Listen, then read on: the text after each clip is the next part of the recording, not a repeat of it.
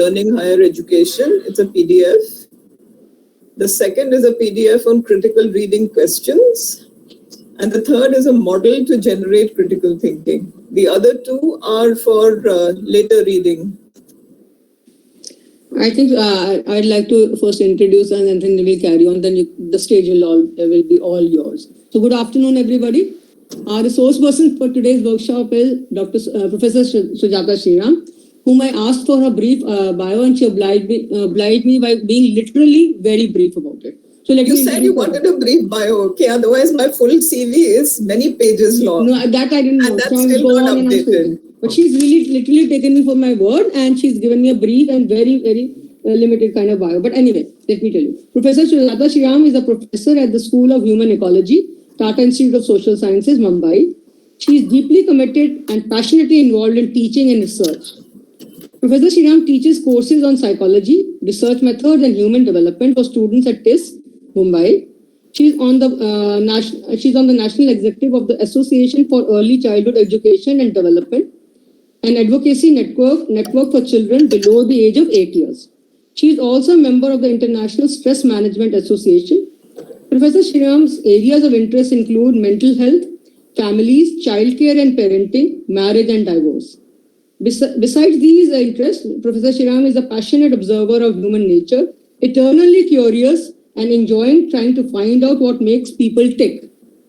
Her interests also extend to meaning-making of identity, religion, and spirituality. In fact, her interests are very wide and very diverse, extending to a lot of human nature. Thank you, Professor Shriram. I welcome you formally to our 5-day workshop on academic writing. The stage, the online screen, the mic is all yours. Thank you, Professor Shriram. You're welcome. So thanks so much, Dr. Kapoor. Very kind of you for this very extravagant invitation and welcome. In fact, I think Veena and I, if I may call you Veena, have been, I've known her for a very long time, so I think I can take the liberty to call her Veena. So we've been going back and forth on this workshop, and she's been trying to pick my brains, and I've been saying, no, I don't want to do this. And then I still don't know why I'm here, because I still don't think that, you can separate writing, academic writing into such neat little boxes: descriptive writing, reflective writing, etc. You can't, but if you know the various threads, you can combine it better. I think a lot of that comes with practice in writing, and I think that one of the major problems that comes up in our education and our training systems relates with the fact that while we, there are two things that we never learn to do when we begin to teach. One is we don't learn how to teach. We never taught how to teach, okay? We are literally, picked up and thrown in at the deep end and expected to teach. And I don't think a B.Ed, serves its purpose in terms of teaching you to teach. And anyway, when you teach in university, a B.Ed doesn't work. So one is you're never taught how to teach.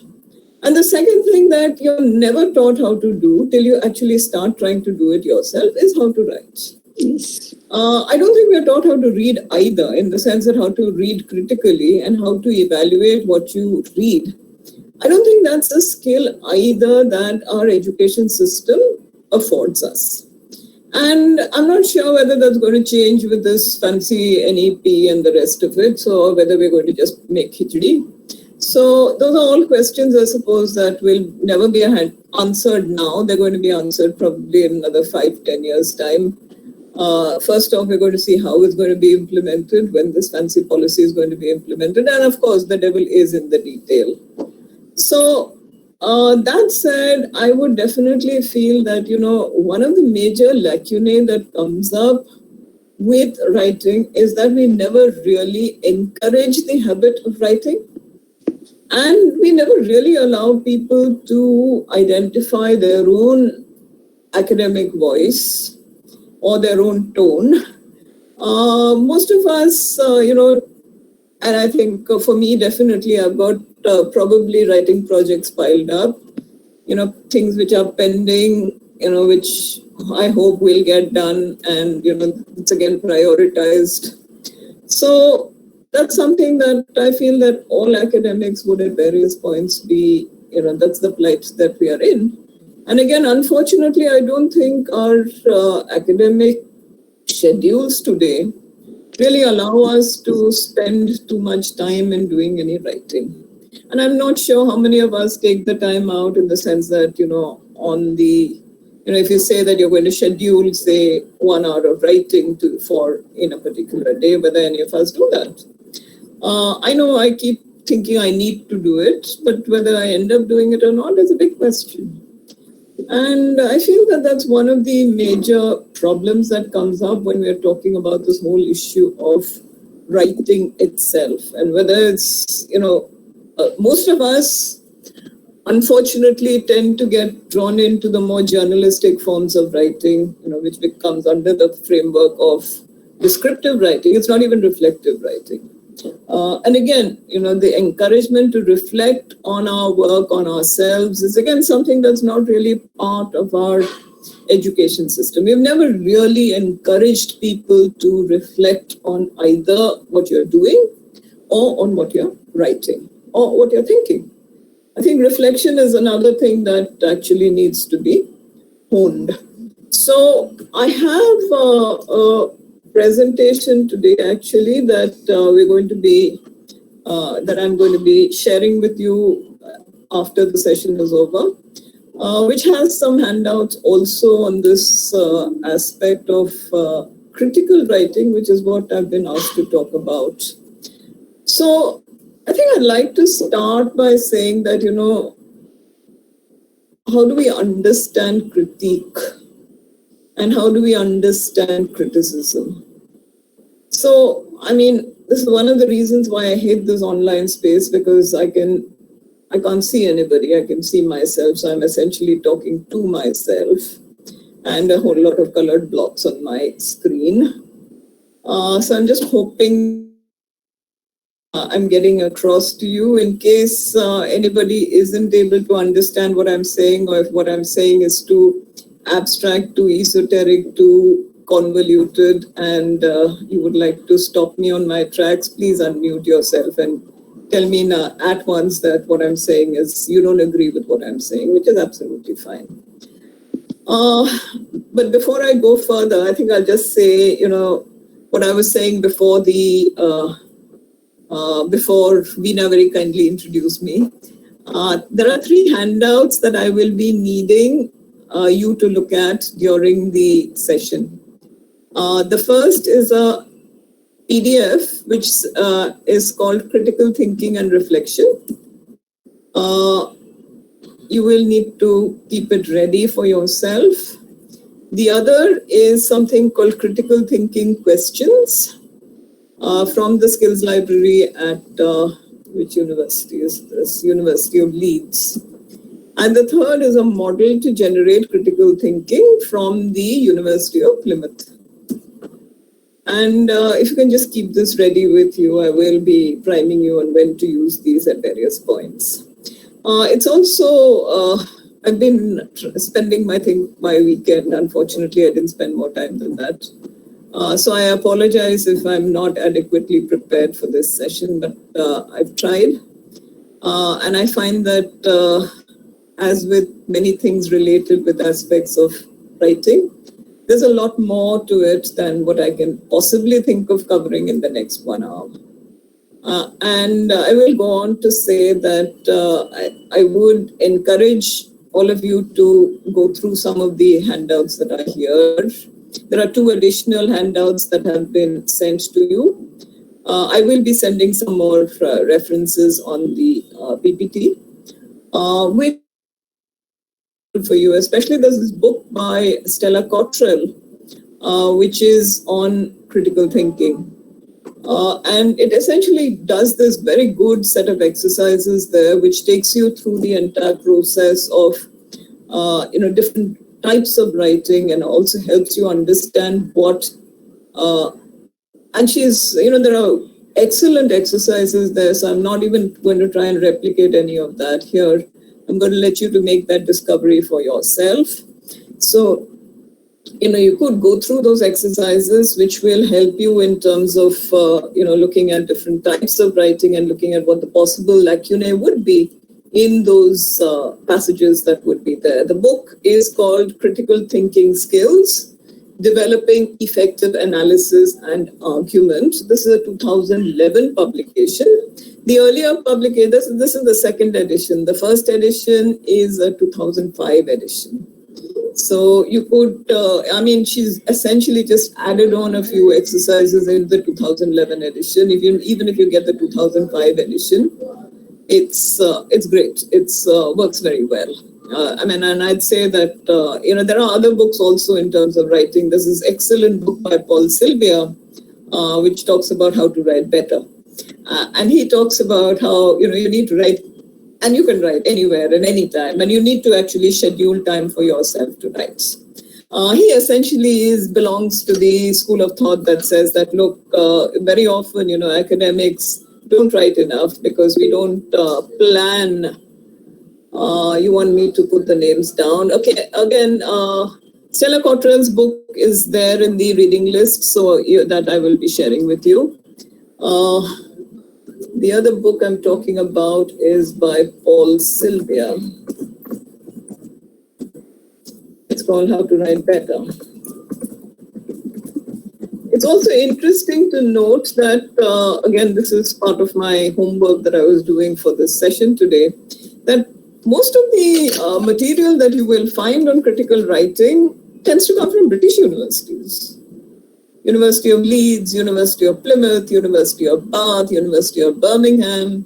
In fact, I've put up a couple of things from the University of Birmingham as well as the University of Plymouth. Makes you wonder, actually, because I really couldn't find much from the American universities, except for there's this OWL at Purdue. So that actually tells you it's much more in terms of writing, in terms of academic writing using the APA formats and things like that. So it's more in terms of formatting your style, formatting your material and things, which is also useful to look at, because I really feel that, at the end of the day, what writing style are you using? What referencing style are you using? Are you using a referencing style consistently? I think those are all questions that keep coming up and I feel are never adequately answered. For example, if you say that you're using the APA style, which APA style are you using? Are you using APA 2000 and, the 7th edition? Are you using the 6th edition? Those all questions that keep coming up. Now I'm going to be sharing my screen. I hope this works, because with Google Meet, I always have a problem in terms of being able to share screen, but let's hope for the best. Yeah. Is my screen visible? Yeah, it is to me. What about everybody else? I think you better unmute yourself and tell. It's visible. It's visible. Good, thanks. It's visible. Right, thank you. So I hope you can only see my screen and not the presenter view, because I have comments for myself. It's always, quite horrible when you suddenly realize that all the comments that you've made for yourself in the presenter view is suddenly visible for everybody, and it wasn't supposed to be visible. Naturally, very embarrassing, I think. Yes, and it's happened more than once, actually. So it's, I hope right now I'm not embarrassing myself. No, you're not. You can carry on, Jata, happily. Okay, thank you. So essentially, when we are talking about critical thinking, critical writing is very closely associated, I would say, with critical thinking and also critical reading. I would say that critical writing is predicated on critical thinking. So, when you talk about developing critical writing skills, I think we also need to think about developing critical thinking skills. Okay, and by and large, when we are looking at critical writing, we need to think about, what is it that is being put forward? It looks at evaluation. As I've mentioned here, it looks at evaluation, analysis, interpretation, and explanation. Unfortunately, most of us, think of anything that is critiqued as being always negative, disparaging, or finding fault, and that's not necessarily true. So very often that's where the point of analysis comes up in terms of looking at why is something working or why is it not working? What is it that is not working about it? It's not just enough to look at, these are the 1, 2, 3, 4, 5, 6 things that are not good about it, and 7, 8, 9, 10, which are bad about it. So all of that would actually be useful to look at when you're examining something in terms of critical thinking and critical writing. So essentially, when we are looking at critical writing, these would be some of the characteristics of a good piece of critical writing. I'm using the word good very deservedly, but I think this would be important to examine. I'll just leave you to read it and just, think of how much of it you agree with. You may not agree with all parts of it, but by and large, something which has used critical writing would have some amount of these aspects there. The last one, important, has been proofread for mistakes. I think the number of times when, I'm sure many of you as faculty may have had students who send you things which is so badly proofread that you don't feel like reading it. And that in itself will be a problem when you're trying to evaluate. Because again, very often the argument itself gets vitiated if it hasn't been proofread properly. So, and here I'm not talking about proofread for just grammatical mistakes, but also spelling mistakes. And I think these days with word, all your word processing, programs that are available, there's no excuse for having spelling mistakes. Grammatical mistakes is a little more, difficult, because I think grammar is again something that we don't teach anymore, and most of us don't really understand grammar properly. So, but I think the other aspects are important to look at. It demonstrates that you've evaluated the evidence, that you've not based what you're saying on one source. I think that's a very important aspect that, especially when you're writing academically, the difference between that, an academic writing and journalistic writing. Journalistic writing can get away with, looking at one data source. As an academic writing, you can't get away with one source, You need to look at evidence. You need to also have considered to have evaluated the evidence. And I think, very often, students, when they start, I think I have, guided my multiple master's students writing their dissertations, who tend to pick up one author and they go on talking about that one reference. And then when you ask them, well, what about other references? Then they say that, he said everything so well. But is that the only thing that is there? Is that the only argument that is there? What about other things? Is there nobody else who's written in this field? Just look at that. Also, I would say it's very also important to also look at the time period when that piece was written, because I think very often there's a historicity that is there about something that we've written, and we need to look at what that epoch meant and why that epoch is important to consider when we're looking at why an author said something or did something or referred to something. I'll give you an example. Today, if you're reading Enid Blyton, there's been a lot of, the fact that a lot of what Enid Blyton wrote about is not politically correct. Especially if you take the books for smaller children, she writes about things like gollywogs. Supposed to be racist, and using that we're supposed to be saying that Enid Blyton was racist. But let's also remember the time when Enid Blyton was writing. So, and I think we need to look at the epoch, the historicity aspect, and that will probably help us understand whether something was truly racist or not, and why you need to look at multiple historical points before you arrive at the conclusion that X is using particular kinds of stereotypes which are problematic. Again, I would say that these points would essentially look at what makes a good critical writing piece. Are there any questions? I can't see anybody, unfortunately, but I can always ask questions, I suppose. Any questions?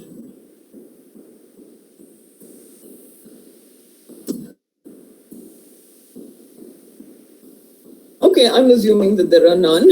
So, that said, I think we need to also, when we understand critical writing, we essentially talk about the differences that come up between critical writing and descriptive writing. So I think you've already talked about descriptive writing, but I'll just go back to maybe some of the things that probably been said about descriptive writing. But it's just a revision if in that sense. So descriptions essentially give an account of how something is done or what something is like. They don't really go into a reasoned account of how or why something is happening, nor do they evaluate outcomes.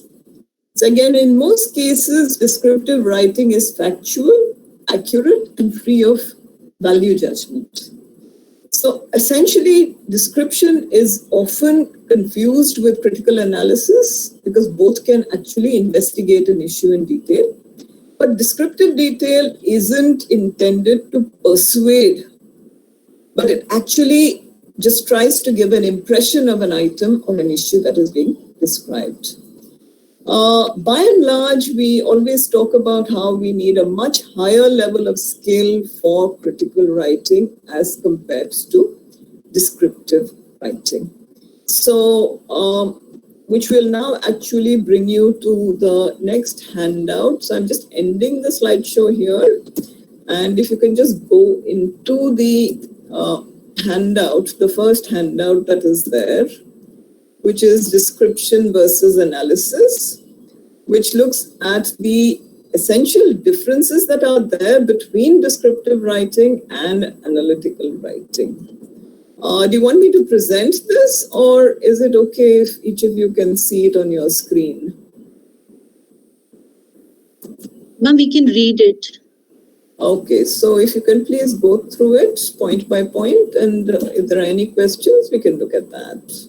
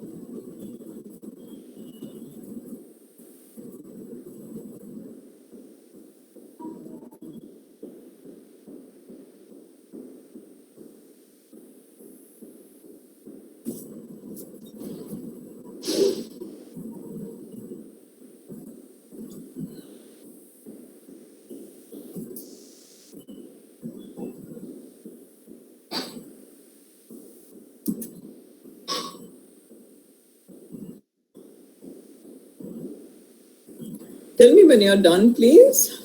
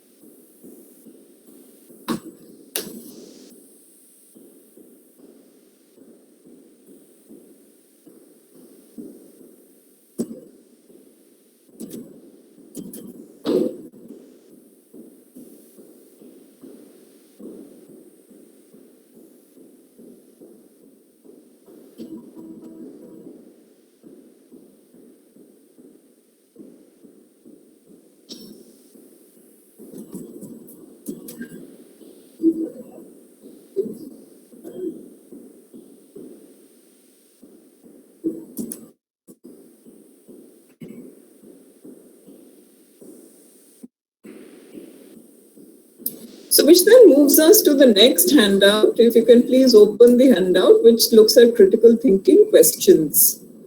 So I'd said that in terms of, writing critically, we also need to think of reading critically, and we need to include critique in our reading as well as in our writing. So this is actually a very useful handout that looks at, how do we, read critically.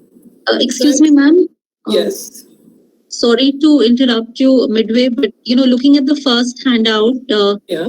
which talked about description versus analysis. My only question or doubt is that, ma'am, sessions before this, we were made to understand that even critical and analytical writing are different. So, is that true according to you, or should we kind of understand the two as similar or overlapping? There's a very strong overlap between critical writing and analytical writing, because unless there's a certain amount of critical thinking that goes into it, analytical writing becomes difficult. Again, in terms of separating out analytical writing and evaluative writing, again, that kind of a issue comes up. There is another handout I've given you actually, which looks at aspects of analysis and evaluation. So as far as I'm concerned, you can't do analysis unless there's some amount of critical thinking that happens. And you can't do further evaluation unless there has been the critical thinking phase that happens. So in that sense, you will, and I'll go back to where I started, that there's a lot of splitting hairs in terms of, separating out description from evaluation, from analysis, from critical writing. Again, there's a lot that you'll find in, you can't have descriptive writing, you can't have evaluative writing or critical writing without some amount of description. I think there's some amount of descriptive writing that has to be there in all parts of writing. So, for many critical writing exercises, you will start with some amount of description. There will be some amount of descriptive writing that is there in parts of critical writing as well. I don't think it's really possible to really separate out saying that this is where critical writing begins and this is where,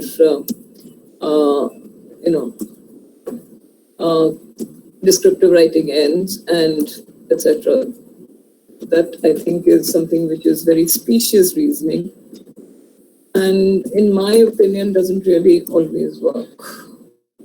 I don't know if I've answered your question or made you more confused. I'm sorry. No, ma'am, it helped. Thank you. What do you think? Let me ask you that. Well, I was precisely confused because, I think all of them go hand in hand. We need to first describe something in order to evaluate it or understand it critically.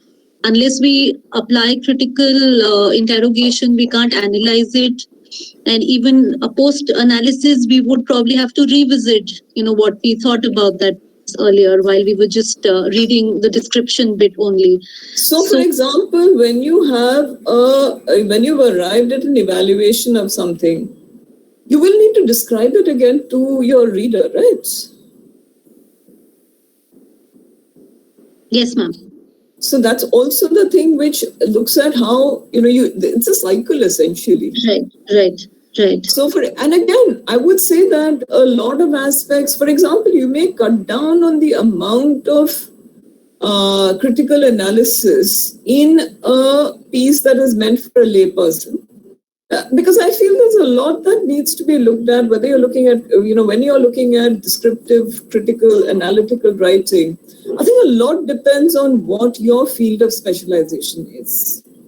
So, for example, the kind of descriptive writing that would be there in the social sciences would be very different as compared to the kind of descriptive writing that would be there in the sciences. Right. And I think that's something important that we need to evaluate. For example, the kind of descriptive writing that you need in psychology will be different in terms of whether you're looking at a clinical case or whether you're looking at a therapeutic case. In a therapeutic case, I may want more of a description of the context. I may want more of a description about the, where this person is situated, what the family composition is like, all of which would come in. Where would I put it? Is that descriptive? Is that critical? Is that analytical? Where would it be? I would say it's, a lot of what I analyze about behavior could be because of, the context. Right. So this flow is something that is, important to look at. I think some of the, next few readings may help make things much better and more clear. Thank you, ma'am. Thank you. So which actually then brings me to the next handout, which is on critical thinking questions. In terms of when you start reading critically, what are some of the questions that you have in your head? And again, this is broken up in terms of description, analysis, and evaluation. And so again, Priyanka, I think it comes back to your question of where does critical come in this? Because I'd say all of it is part of critical reading and writing. And sorry, not to be, frivolous,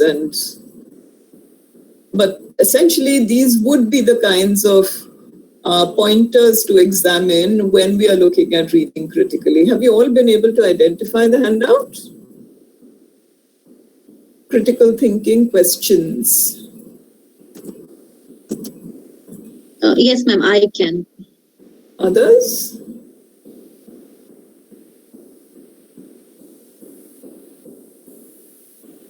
If you can't unmute yourself, please just type it in the chat, whether it's a yes, you found the reading, or no, you haven't.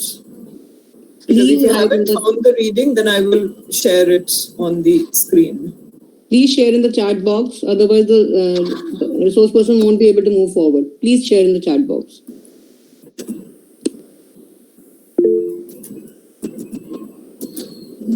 It's coming. Okay, great. So at least two people would have found it.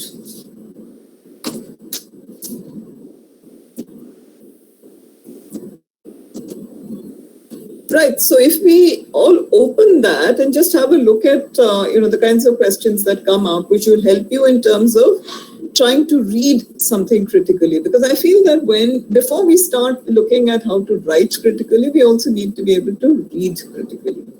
So for example, let's start with the position of who is the author. I think it's a very important point to look at. Who is the author? What is the stance of the author? It'll also tell you a little bit about where is the author coming from? What is the kind of knowledge background that the individual has? Is it, what is the training that the individual has? What is the orientation with which this person is coming? So, for example, if you're looking at a piece written on feminism, who's writing this piece? Is this piece written by a feminist writer? Or is it written by somebody who's masquerading as a feminist?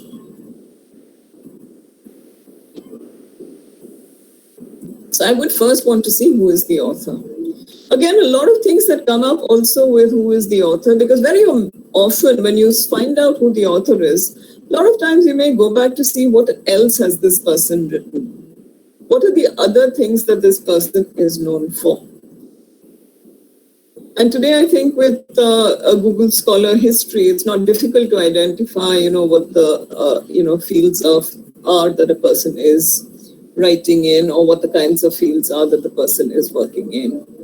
For example, those of us who have an ORCID ID, it tells you about what your field of learning is, what your orientation is, what other things you've written and published. So all of those aspects would come up with this first thing about who is the author. Then again, the next thing, what is the main purpose and overall argument, conclusion of this text? So very often, those of you who read academic papers, that may come up in the abstract. So the abstract, the first bit that is there about a paper, that will tell you about what is this paper about. So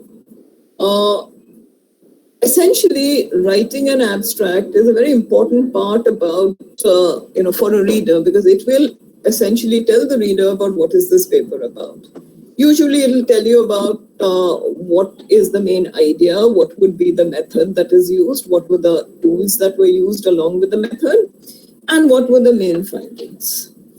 Usually, whether you read the paper further will depend on what has been captured in the abstract. I'm sure many of you have published, and so, the abstract is a very important part of the, what will lure the person into reading more. And writing a good abstract is tricky because you're supposed to be summing up everything in that 150 to 200 words. Those of you who've written abstracts for conferences, may also, recognize this thing in terms of how do you sum up everything that you want to say about what you've done in 250 words.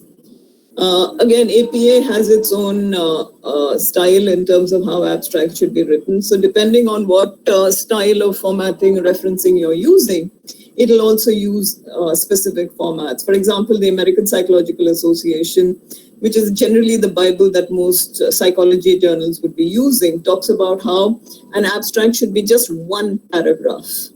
And one paragraph, it should not be more than 250 words. Then the other thing is, what are the key words that would be there that you would be using to illustrate the high points of the paper? So essentially, that's the point that the second point is trying to make. What is the main purpose and the overall argument or conclusion of this text? Text could be anything. It could be a paper, it could be a chapter in a book, it could be the book itself. Multiple things that could make up text. A film could be a text.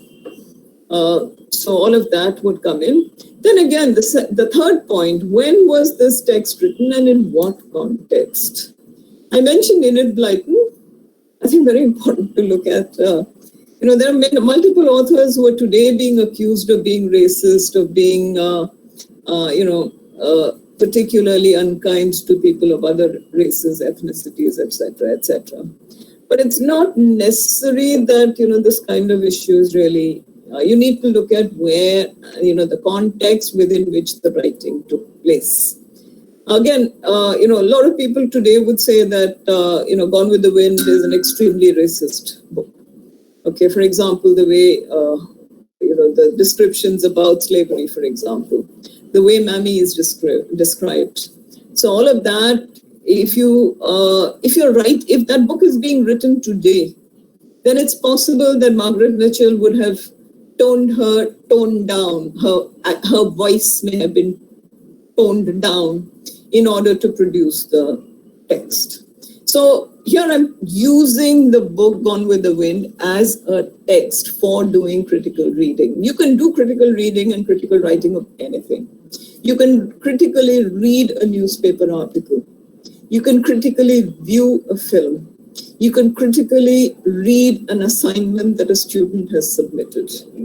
So critical reading and critical writing can come up in multiple contexts, and using this framework essentially helps you in trying to critically read something in terms of improving critical thinking skills. Again, critical thinking is a 21st century skill, almost as if we never knew it earlier. So the second section, if you go on to the second page, when you're, this is again to start off with the points of analysis. Please also remember that, they've said very clearly this is not a comprehensive list. You can always add to this list. But I thought it was a very useful list in terms of trying to, bring up the multiple issues and points that we need to consider when we're trying to read something critically. So in the second page, in this issue of analysis, who is the author? Is the author an expert, an academic? What is the viewpoint from which this author is coming from? So again, this will also be related with the first point in description about who is the author. So again, what is for example, also in terms of looking at what is the philosophical stance that this author is taking. So what is the stance, what is the viewpoint from which this person is coming? I think those aspects again become extremely important when we're looking at this thing about who is the author. Then the next thing, what kinds of reasons, evidence has the author provided for their main argument, and how relevant and reliable are these reasons and evidence? This is where this entire thing comes up in terms of data. So what is the data set on which this person is predicating his or her argument?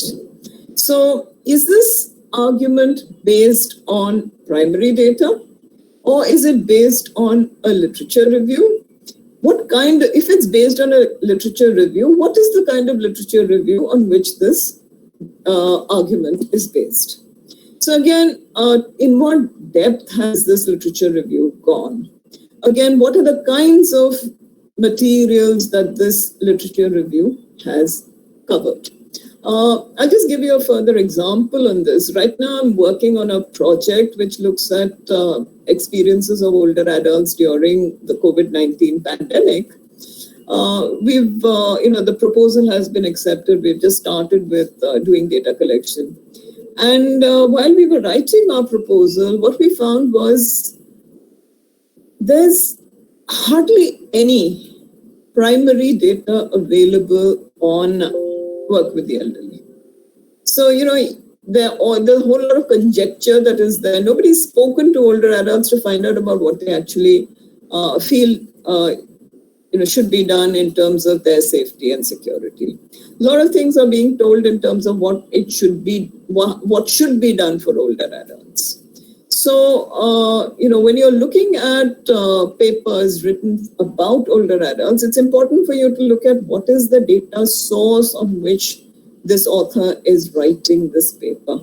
Is this based on literature review, or is it based on secondary data? If it's based on secondary data, what is the nature of secondary data that is being used? Is there any referencing that has been done, or is it only various positions that the person is making without having enough data to back up what they're saying? I think those aspects become very important to look at when you're examining, literature in terms of who is writing, what are they writing about. So what are the reasons and evidence that the author has provided for the argument, and how reliable and relevant would the argumentation be? Again, the next thing about how convincing is the argument, and why or why not? Why are you not convinced by the argument? Is it that, the database on which the person is making the argument is not sufficient?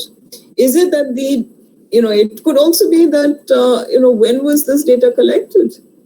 A lot of times, if the data has been collected 50 years ago, then it may not be really relevant in today's context.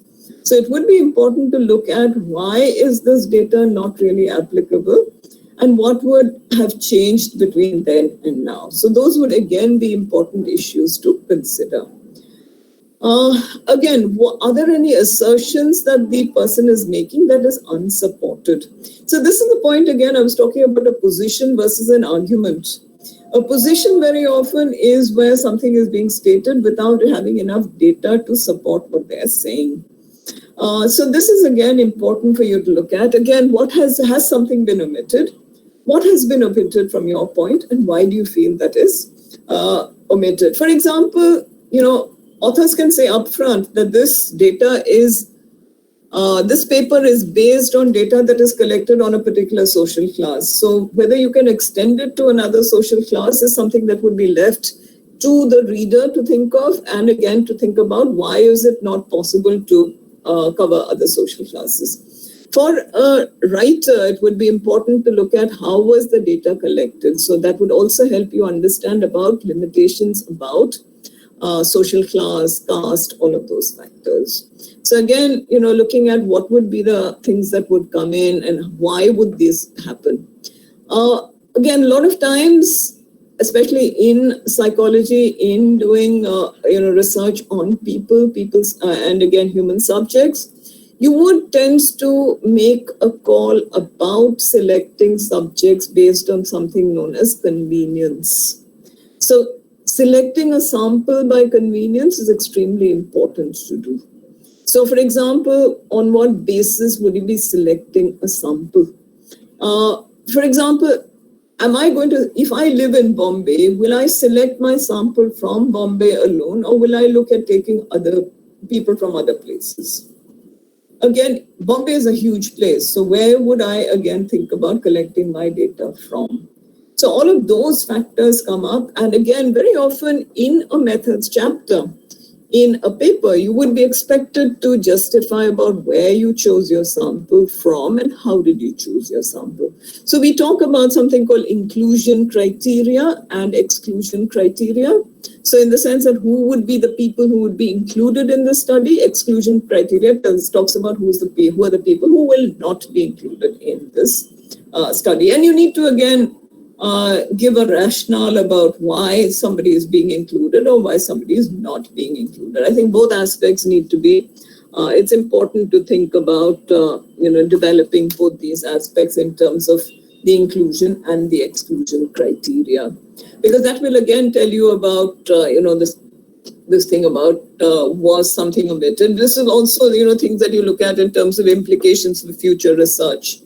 That is, for example, we've just finished a study that looks at the use of hijab. And our study has been, done in Mumbai on women from the Muslim Sunni community. So again, one of the things for future research would be, again, to look at women from other Muslim communities, to look at what their practice of hijab is.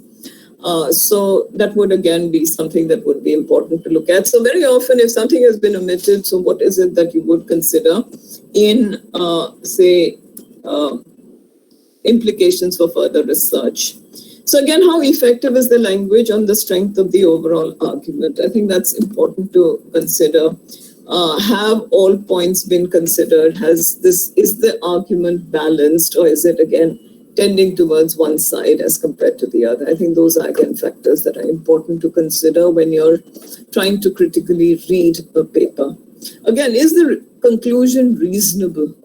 Is the conclusion based on data that is there, or is it again specious reasoning that actually is bringing in very often, especially papers which are unfortunately published papers which don't necessarily, go through the rigor, don't necessarily have enough in terms of conclusions which are based on the findings that have been pulled together. Have the findings been pulled together enough? Those would be, again, useful things to look at.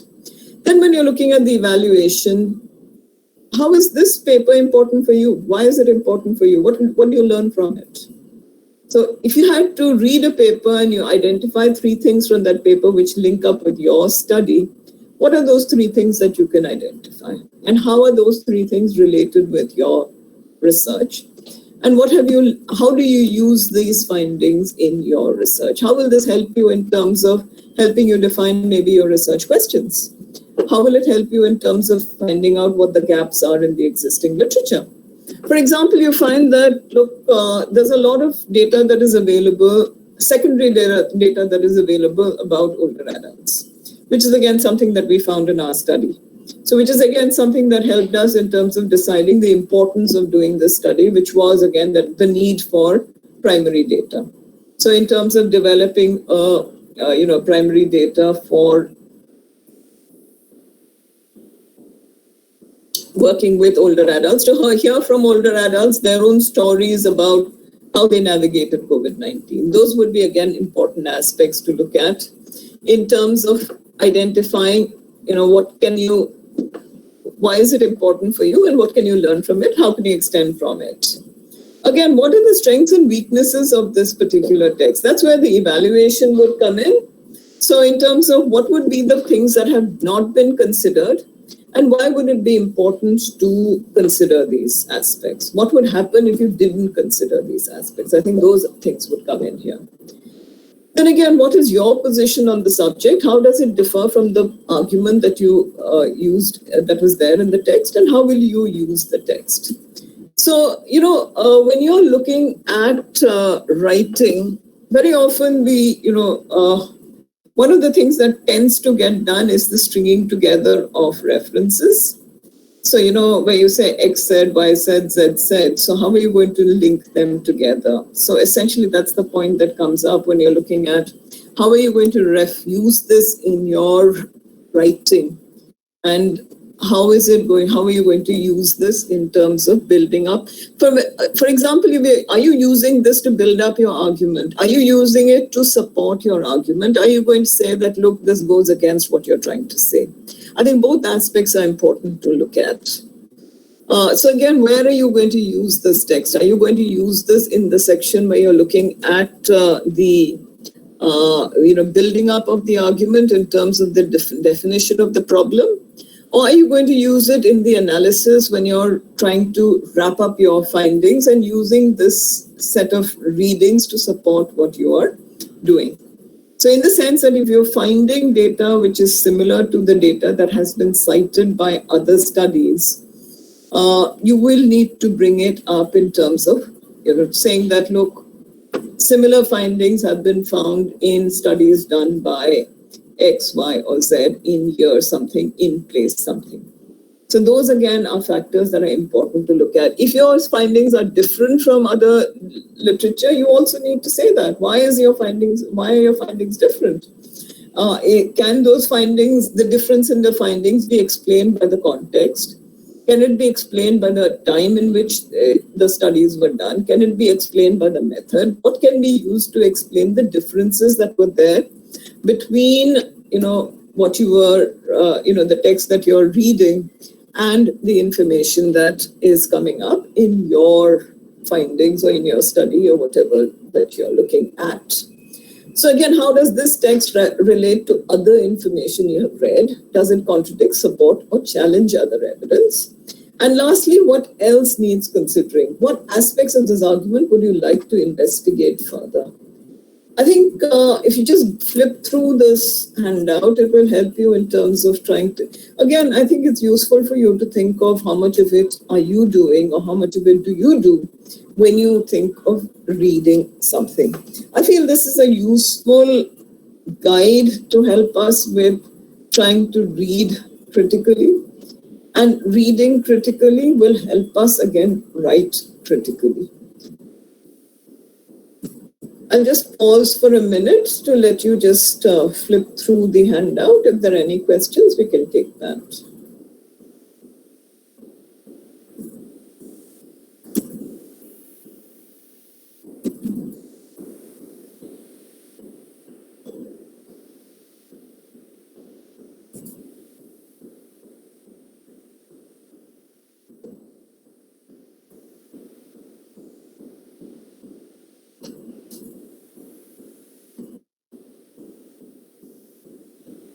Ma'am, I just want to ask one thing.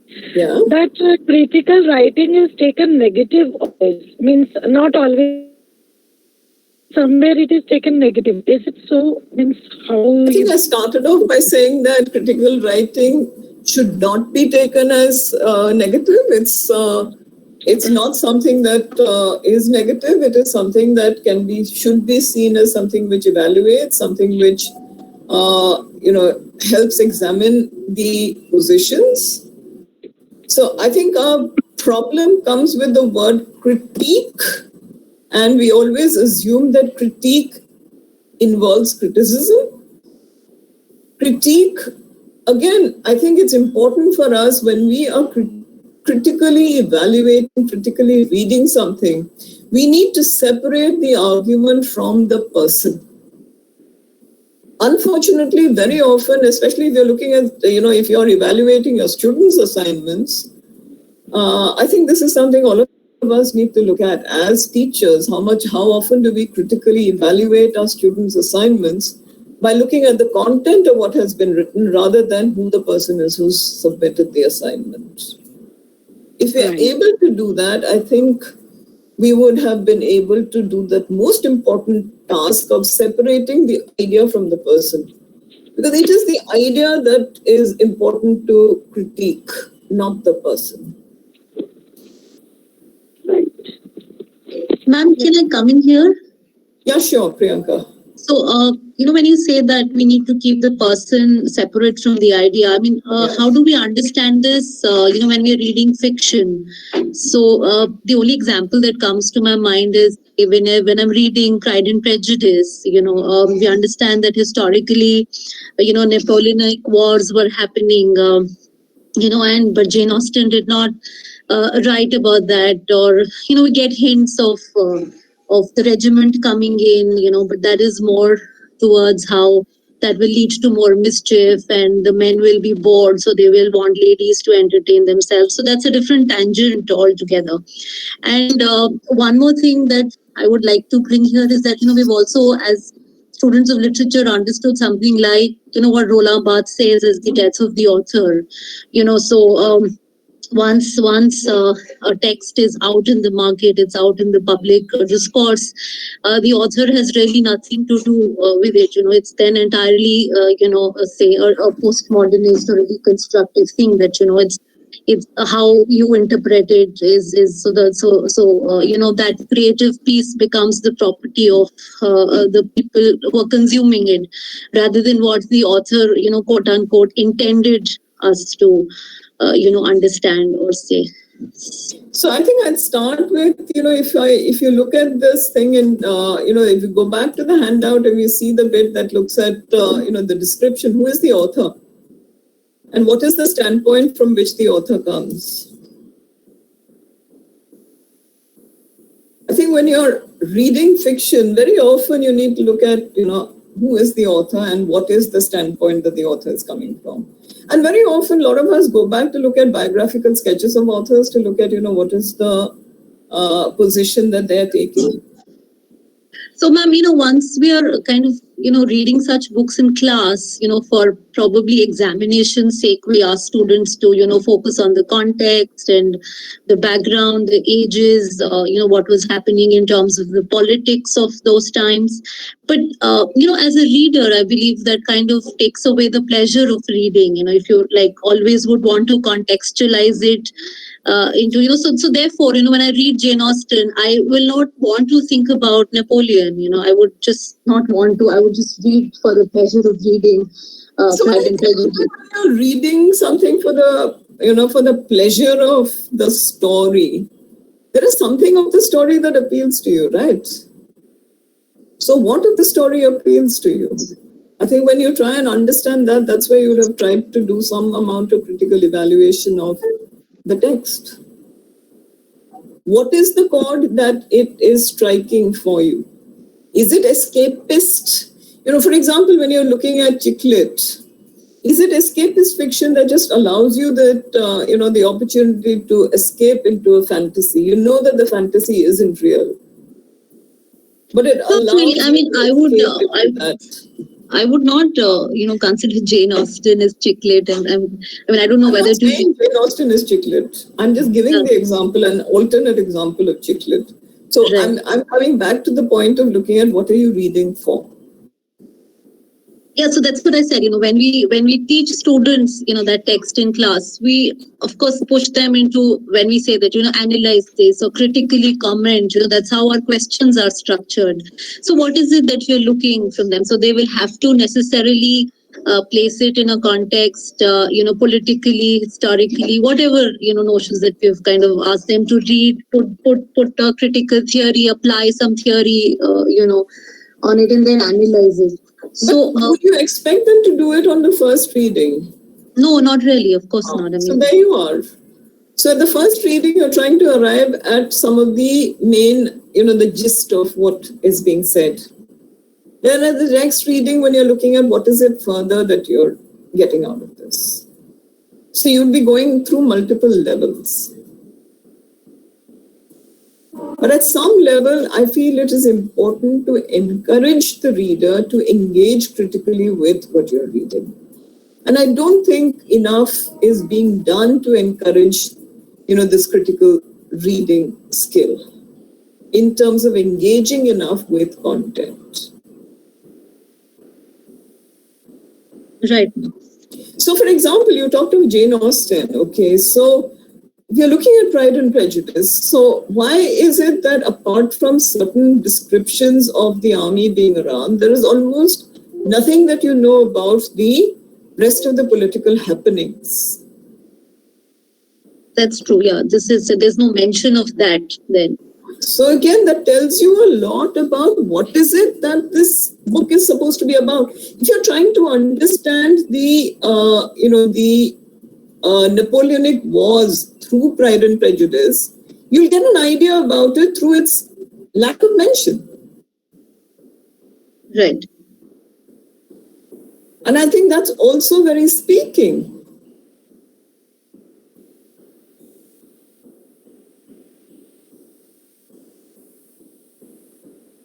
Right. You get my point? Yeah. Yeah.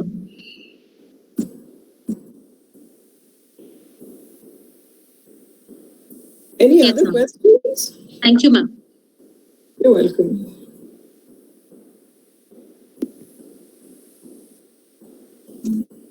Are there any more questions? Is there anything else that...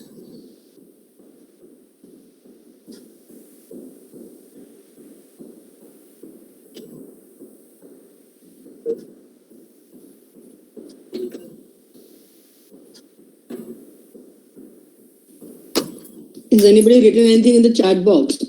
Any question? No. Sometimes there's an issue with their putting.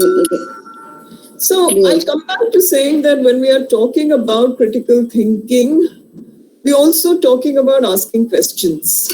So which then means that, without accepting things at face value, you will be looking at, going deeper in terms of looking at what is it that is being said here. So, and the kind of common question words that we use, again, if you go through the model that is there that I've circulated, model to generate critical thinking.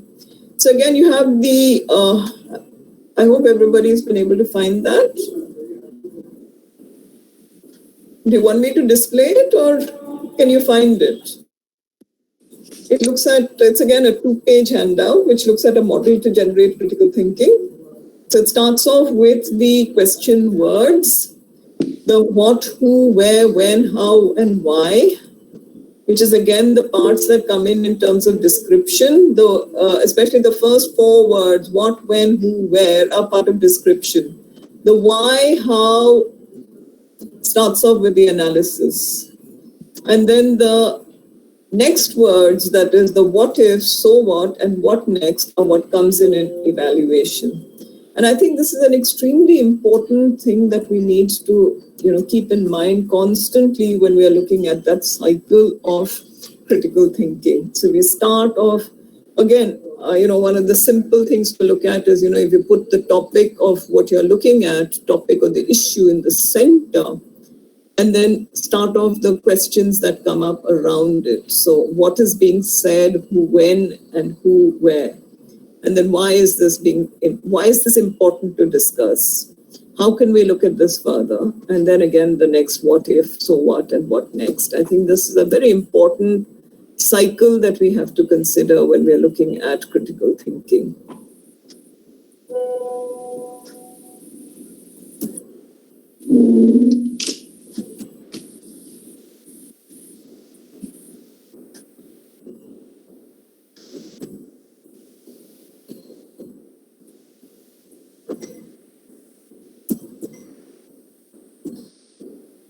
And if you scroll down, you'll come to the second part of the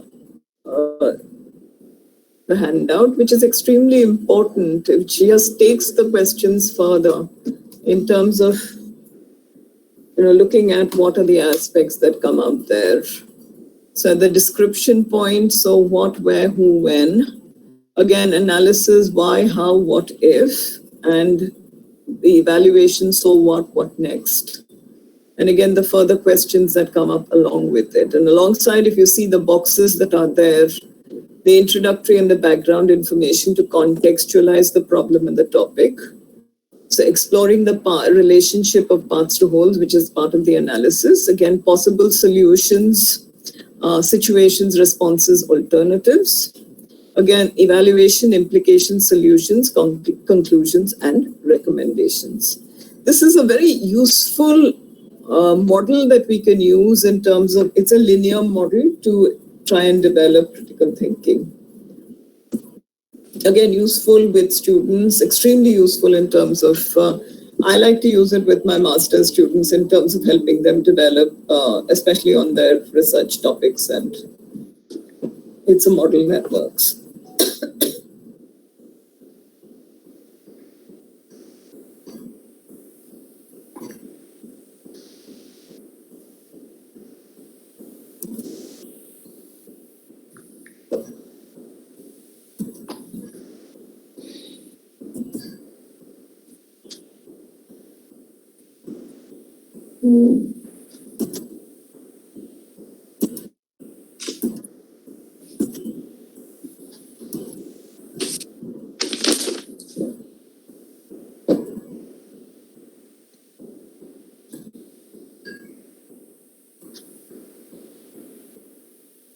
So I'm just going back to my screen, my presentation.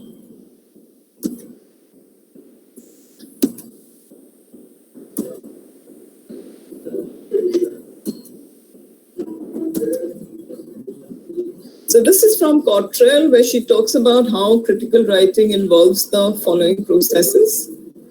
So again, being clear on your position, so which includes the hypothesis and or the conclusions that, so what are you hoping to find out? That's a question that very often needs to be addressed. So and again, constructing a clear line of reasoning or an argument leading to your conclusion. Again, presenting evidence to support your reasoning. Analyzing issues from multiple perspectives, weighing up the evidence for each, and then drawing together information and analysis, synthesizing these to construct the position on the issues. And writing in a critical analytical style rather than a descriptive, personal, or a journalistic style. This is the difficult one. And then reading your writing critically, which is actually even more difficult, because most of us don't want to read our writing critically. We're very willing to critique other people's writing, but we don't often want to, critique our own writing. So again, for example, when you've sent a paper for publication and the reviewers have gone through it and they come back with suggestions, and, you're sitting and looking at it, you thought it was absolutely clear, but the reviewer obviously didn't think it was that clear. So they've asked you to rewrite certain things or asked you to clarify what you meant at various points. And those are all things that many of us don't like to do, because it's again things that, often,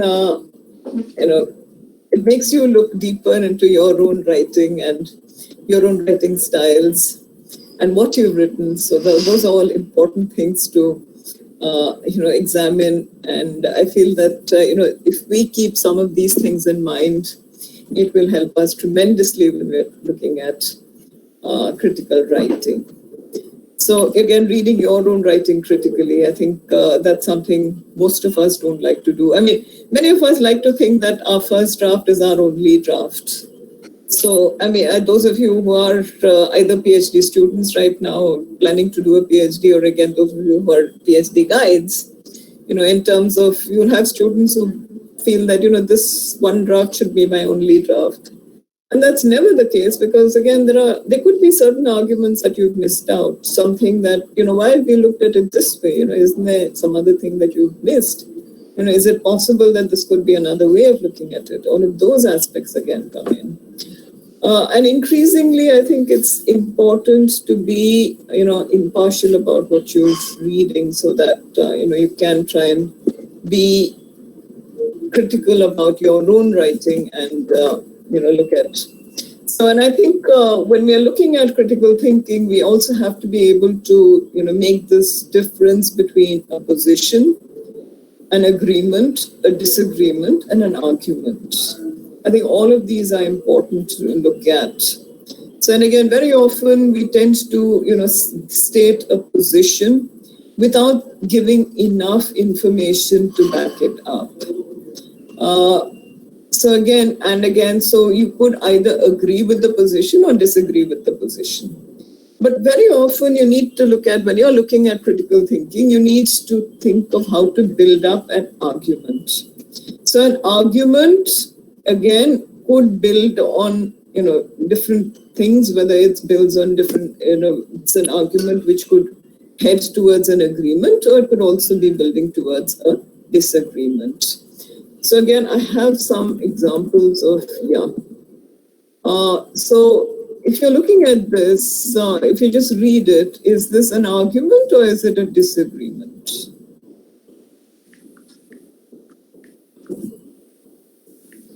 And again, I need you to tell me why. I'm hoping everybody can see my slide. I'm talking blind because I can't see anybody. So I'm just assuming that I'm being seen. No, ma'am, we cannot see your screen. You can't see my screen? Oh. I don't know what to do. How do I make my screen visible? Ma'am, there will be an option for sharing screen. I know that. She did that, I think. Why couldn't they see it? Couldn't anybody also see it? It happens sometimes with... yeah. Can you see it now? No, ma'am. Still not visible. I think somebody is suggesting if you change the slide, go backward and forward, try and that maybe that'll work. We can see it now, ma'am. It says argument. It says argument or disagreement, right? That's right. Argument or disagreement. So I need you to decide whether this is an argument or whether this is a disagreement. It's not a position.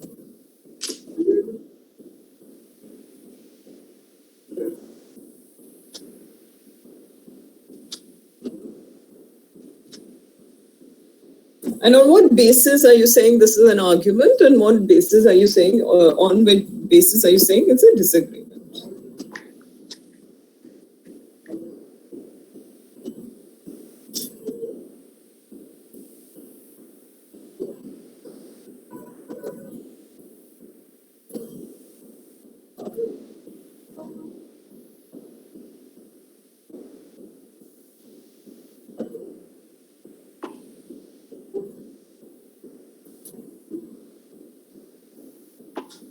So is it an argument or is it a disagreement?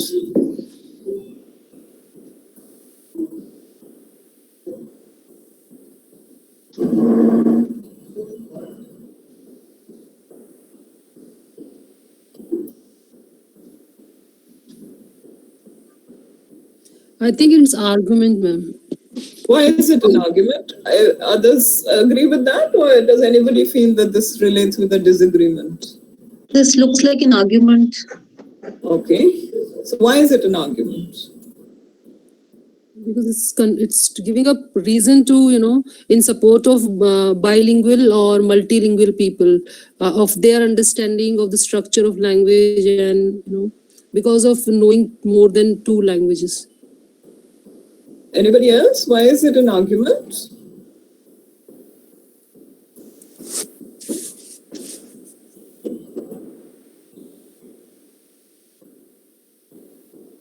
What is the premise of the argument? That being bilingual and multilingual has many benefits. Okay. And the argument basically tries to tell us that how is it advantageous for some to have an access to more than one language, and they can understand. So it's bringing up multiple viewpoints, and then it's trying to link up in terms of why bilingualism or multilingualism is helpful. Yeah? Yes, ma'am. Yes, ma'am. Okay. Anybody who thinks differently?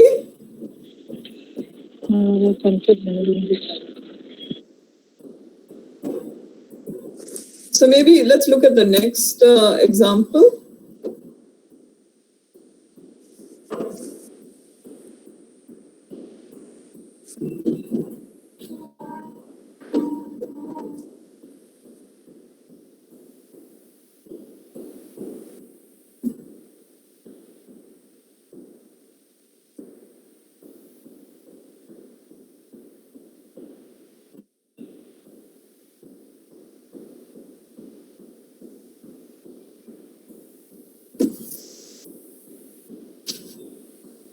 The slide isn't moving, Sujata. Yes, I know. But it reads complementary therapies, right? What are you reading? It's argument or disagreement. Yeah, but the text is, if you read the text, complementary therapies are an increasingly popular supplement. No, ma'am. No, It is that's the not same it. slide. It is the same previous slide. So you're still not seeing it as complementary therapies are an increasingly popular supplement? No, you've not moved. The slide hasn't shifted. It has not been changed. Because that's not what I'm seeing.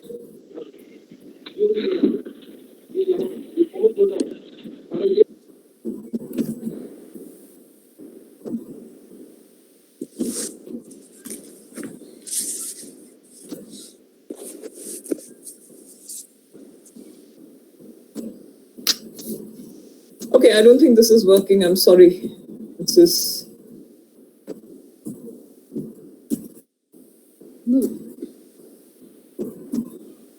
Sorry, I don't think this seems to be working. And I'm very sorry about that. Okay, so where do we go from here?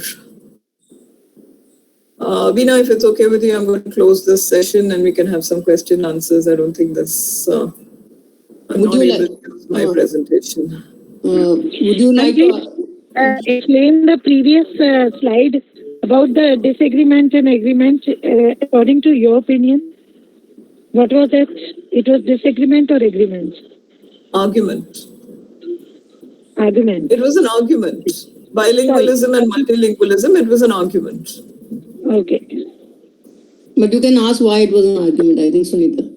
No, I think somebody's already... I said it. I was thinking that we didn't get the answer because we were thinking as argument, but ma'am didn't explain. So I just wanted to know whether we were right or wrong.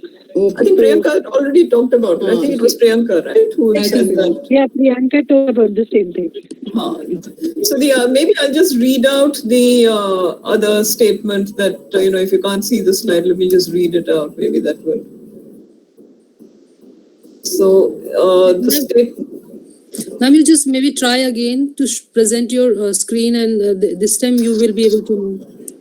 I'm sorry, I've had multiple problems with Google Meet. It's one of the worst platforms I've ever seen. I use Zoom and I find this Google Meet to be particularly bad. It's very difficult when you have to share screens. No, I can't even see my screen actually.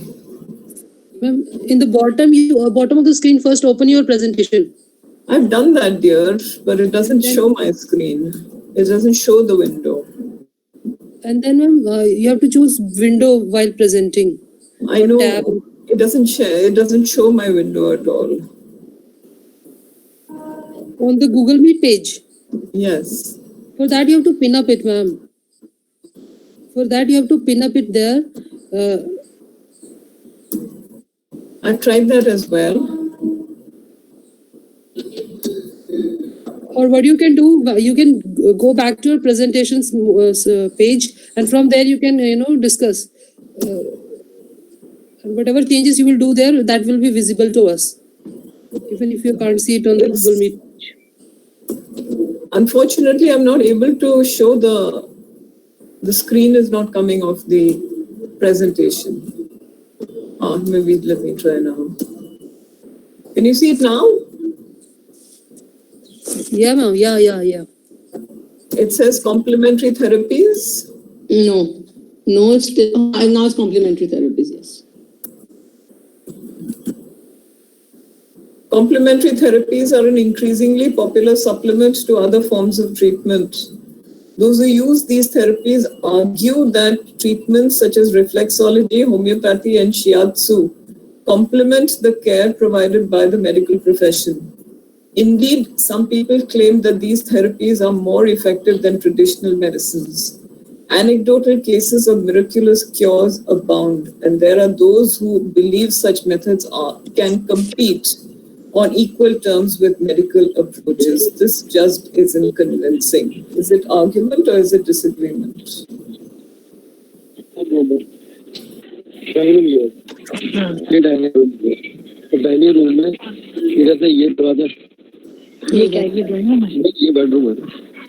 This reads like disagreement? Why? Because I believe the last line says this just isn't convincing. So the writer doesn't agree with the way alternate medicine has kind of, probably claimed that they can be as useful as medical approaches. But in the second line, it says argue. Just a minute, Sujata. Sunita, you will have to mute yourself. Sorry, ma'am. No, that's okay. Okay, Sujata, please continue. It's on the second line, it says argue. Those who use these therapies argue that treatments such as reflexology, homeopathy... Yeah, so that's their argument. But this particular writer who is telling us their argument is not in agreement with that argument. Okay. Sorry if that's very convoluted. So they're not convinced by the position that the... Yes, the treatments such as reflexology, homeopathy, and the other one kind of argue about how they are, more effective than the medical approaches. So you're going by that last line of saying that this just isn't convincing. That was the first thing that kind of caught my attention. But yeah, when I read it, I still believe it's disagreement because this writer disagrees with the argument given by people who practice homeopathy, reflexology, etc. when they say that alternate people who use or complementary therapies. Right. Okay. Others? Is it an argument or is it a disagreement?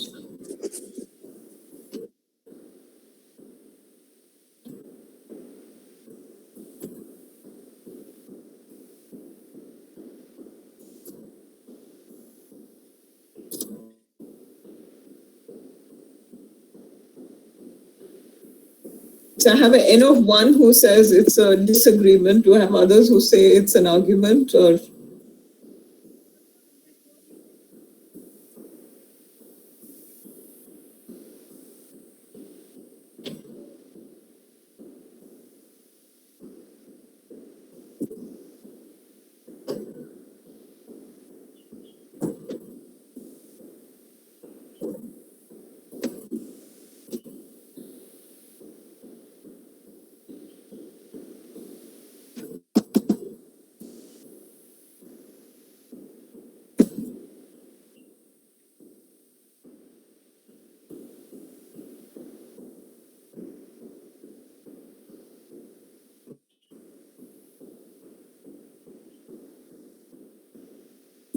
Ma'am, I think it's an argument.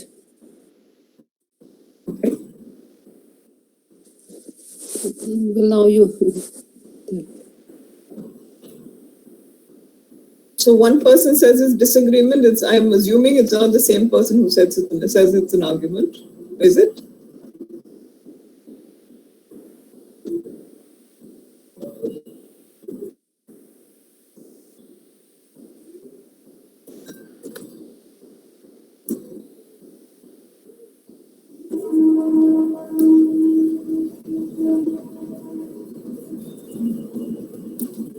Was it the same person who felt it was an argument and a disagreement, or were they two different people? No, ma'am. I was the one who said it's disagreement, and I believe Preeti, ma'am, said it's argument. Okay, sorry. I mean, I couldn't make out. Yeah, anybody else who wants to pitch in on this? Is it an argument or is it a disagreement?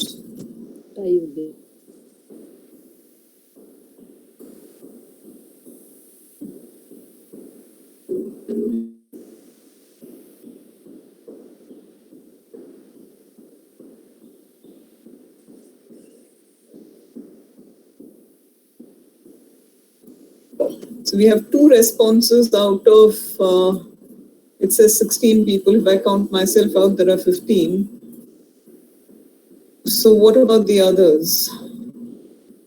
So Amita says disagreement.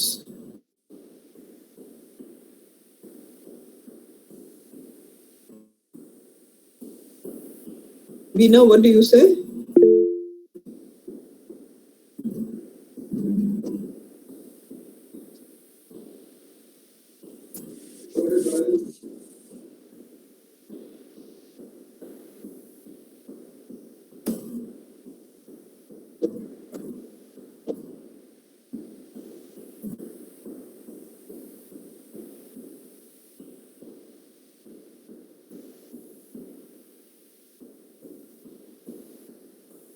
So I think when you try and read something critically, you would be thinking about looking at what is the position. Is it a position? Is it an agreement, a disagreement, or is it an argument? In this case, the first case was an argument. It tried to build up both parts of a situation in terms of looking at both sides of a situation before arriving at a particular point about what was being said. So again, trying to also look at points of view so that you can try and convince people. Very often you use arguments in terms of trying to convince people about what needs to be done. So those would be the points that come in. So again, that's important to look at.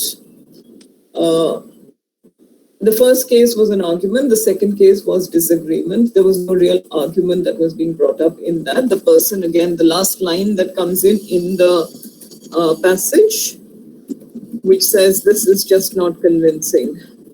This just isn't convincing. So has it attempted to build up an argument? You may have seen, maybe if the passage goes on, then the person may have built up an argument. You haven't come to that point as yet in this passage, at least.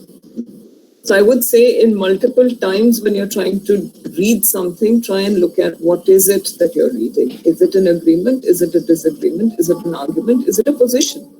Because very often you can make a position without giving any reasons for why you feel this way. For example, if you make a position statement saying that class 10 examinations should be discontinued, and you don't go further to look at why should class 10 exams be discontinued, what would be, if you're building up an argument, you need to give reasons for why it should be discontinued. That's the point I'm trying to make. Again, a lot of aspects of critical thinking will require you to, look at material critically in order to arrive at an evaluation about what's happening here, and then look at what next, what's happening here, why, how, those questions that came up, the why, how questions, then the what if, so what next, that would also be important to examine.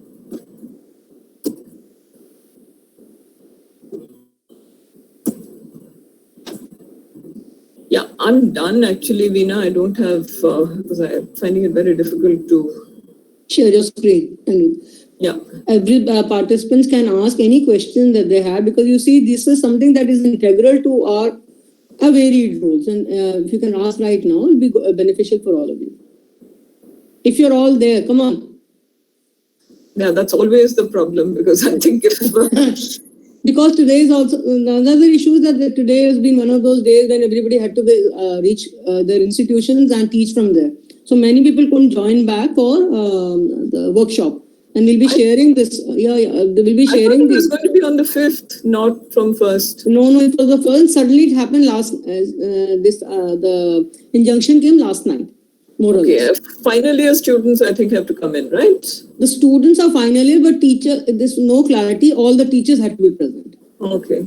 So many of the participants were caught up in a bind, how to get out of the situation. So if I can just try and understand from the audience, how many of you are, how many of you are academics who are writing regularly for publication? How many of you guide either master's dissertations or PhD dissertations? How many of you are prospective PhD or are presently doing a PhD? I think some of that will also help me understand about how to help you address some questions. Because I'm at sea here. I'm a prospective PhD scholar, ma'am. I'm looking to write my proposal and, take admission hopefully this year or the coming session. So you've written a proposal, or you have to write your proposal? I still have to. I mean, the lockdown changed a lot of things for us. Okay. So, yeah. Shikha is also there. I think Shikha Srivastava. Yeah, Shikha has mentioned writing for publication after completing PhD. So you're writing for publication for a journal, or you're writing for a book? Because I think the audiences would be different.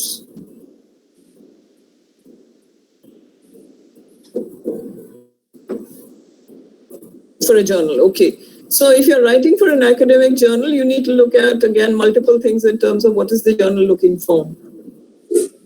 Again, in terms of what is the style that the journal is looking for. For example, a lot of people, I mean, I always face that problem in terms of a lot of my work is qualitative research. And I find it very difficult to, publish in a journal which requires a paper of 3,000 words. I mean, the introduction itself for me may be 3,000 words. Where I'm building up my argument itself, maybe 3,000 words. I find it very difficult to write a paper which is, limited in terms of number of words. So you need to look at what is it that the journal wants in terms of, and that's where, again, critical reading would come in terms of how do you condense? What is it that you would condense for? Because when you write for a publication versus what you're writing in a dissertation, it's two very different things. And that's where, again, a lot of the critical reading would have to come up. Again, critically analyzing your own writing in terms of knowing what to cut. Or none of us like to cut our own golden words. Very true.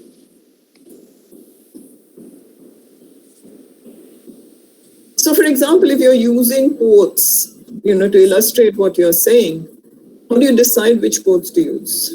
How many quotes to use? Critical writing also comes up with that in terms of deciding which is the best quote.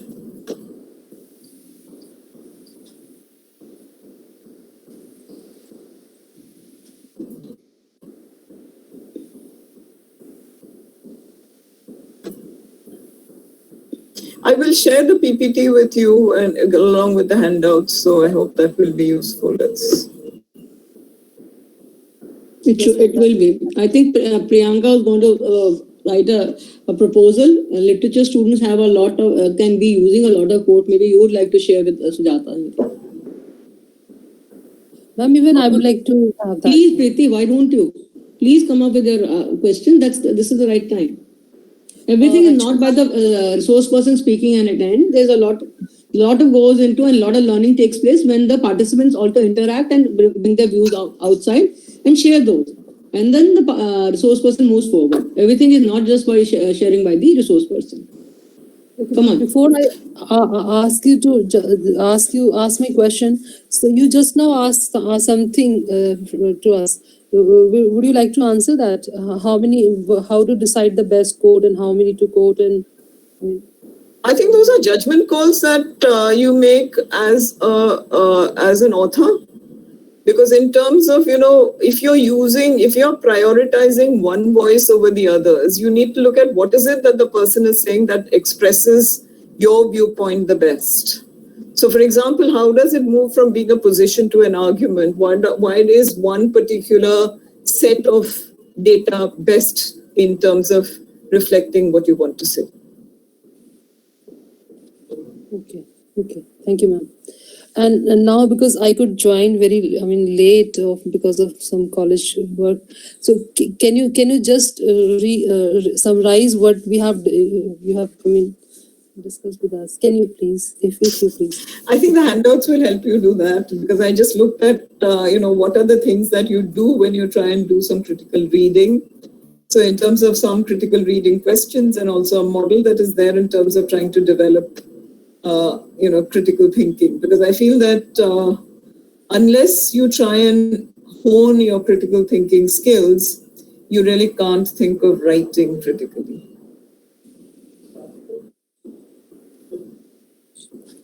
And ma'am, if I can come in, my problem is that when I'm trying to write a proposal and I believe I have too much of information at hand and I'm unable to really decipher as to which one is more relevant to my argument and which one I should not include. Because once I, read and reread, everything looks as if, it's corroborating what I want to say. So it becomes then difficult because we have a certain word limit, as far as a proposal goes.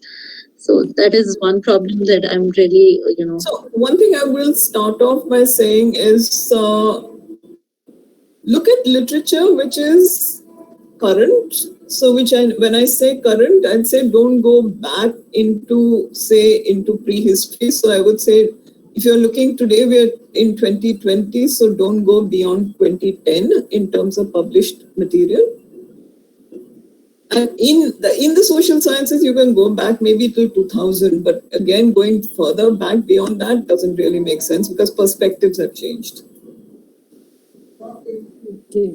Thank you, ma'am. Thank you. And again, the other point that I think is very important to look at is while you're finding material which is published in a particular context, like say that is published from the US, how much are you getting which is related with Indian literature? Some of it will relate with where are you looking. So in terms of what are the sources that you're using for your literary research.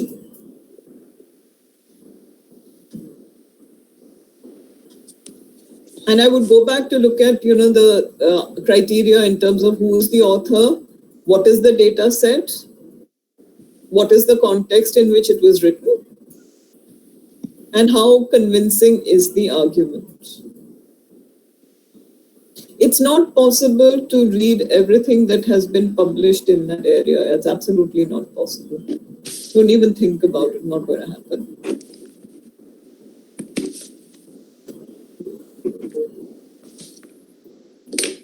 Okay, my question is like if I want to do a critical writing work, then how should I go about it? Look at the model that is there, it will help you. This is the handout that I've sent you in terms of the 2-page handout. That would be there in terms of a model to generate critical thinking. It starts off from the central thing of the issue or the topic that you want to study, and then spirals out from there. Ma'am, can you just explain with the help of one example? You look at what is it, the topic that you want to study. So, about online teaching. Online teaching. Yeah. So that would be the topic. What about online teaching? I've just opened that model, that is model to generate critical thinking. So what about online teaching?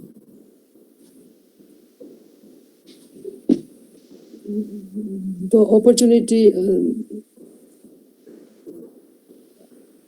Sorry? What do you Just start listing out. No? So the what about opportunity, the what about online teaching, when about online teaching? Yes. The who, the where.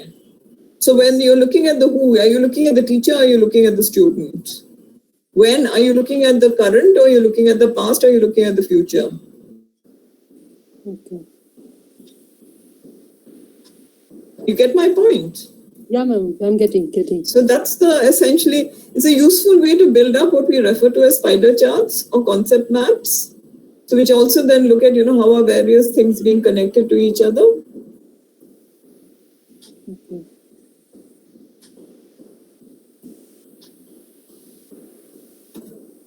Okay. Suppose I'm trying to write something on this topic. So let's start with what is online teaching. Okay. And how it has been beneficial in the present pandemic time. How it has been beneficial is a position. Okay. It's not an argument. So I have to give arguments in support of my position. You will need to, no? At some point. Yeah. Yes. And then in order to bring it, to critical thinking level, I need to give the problem faced by the teachers or by the student or... So when you're looking at the who is it that you're looking at? Are you looking at the student? Are you looking at the teacher? Everyone, suppose. All. You can't look at everyone. Because the issues that teachers face are likely to be very different from the issues that students face. Okay. You need to separate that out, right? Okay, suppose we are writing from the teacher's point of view. then So that will be who one. there will be the teacher then, right? Okay. Just guide me with the help of a concept map now, ma'am, please. You've given me the concept. No, you need to work it out.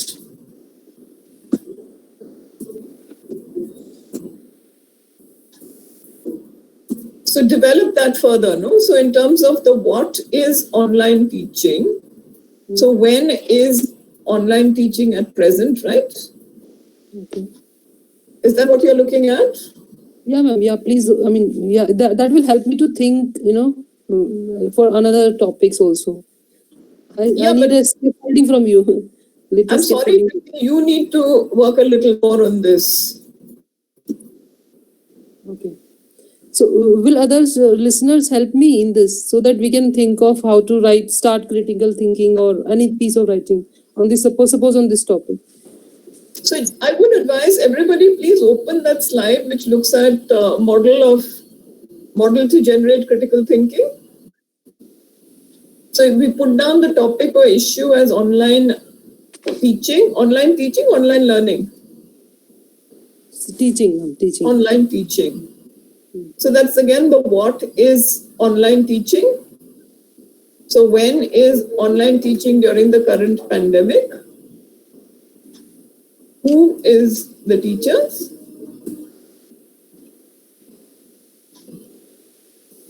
So what do you want for the where?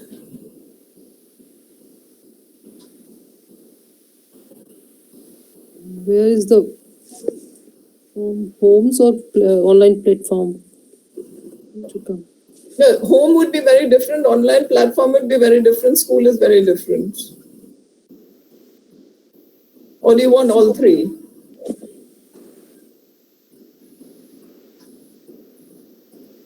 If Preeti is talking about it, it would be online platform and she is working from home right now. But actually online teaching goes further than that. We should have been using a flipped classroom or a blended learning platform, blended learning earlier also. So it depends on what you've been doing, Preeti. No, so that goes into evaluation, Veena, where you've already gone into the so what and what next. I mean, what is her stand? Where is she coming from? She has to be clear about that. What does she really want to talk about? Are you just developing an argument, or you got some need to actually develop? Which is also what will come up in the why and the how. Okay, when I am explaining what is online teaching in the beginning, so I think that will clear my stand of what I want to talk about the blended teaching or about this online platform right now we are using. No, because there are again two different things. One is blended teaching is a different thing, and online teaching, online alone is a different thing. Blended you could have done earlier, online what we are doing right now actually. Yeah. So there are two separate things. If your students had an exposure to blended learning and teaching, they could have managed better and you could have managed better in this scenario. But most of us never went into that scheme. We just started out online teaching. I mean, that's I think what you're planning to talk about. That's where you come from and that's where I come from. That's the page that we come from. So, and again, for example, all the things about the why, for example, the lack of familiarity with technology, the lack of familiarity with platforms, the lack of usability of platforms. I mean, I've been screaming about how clunky Google Meet is. That's also some of the why that is there, right?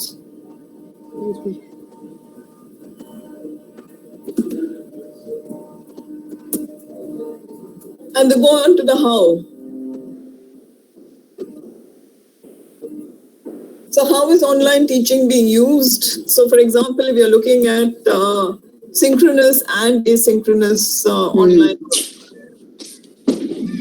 this entire thing of being able to use, I'm not calling it blended learning. I'm calling it synchronous and asynchronous modes. How do you use synchronous teaching and how do you use asynchronous teaching? How do platforms accommodate synchronous and asynchronous teaching?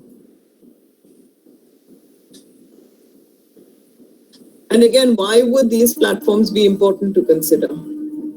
It's possible to create these multiple types of these spider maps out of topics. And again, you go down to the next page, you'll have even more that you can look at.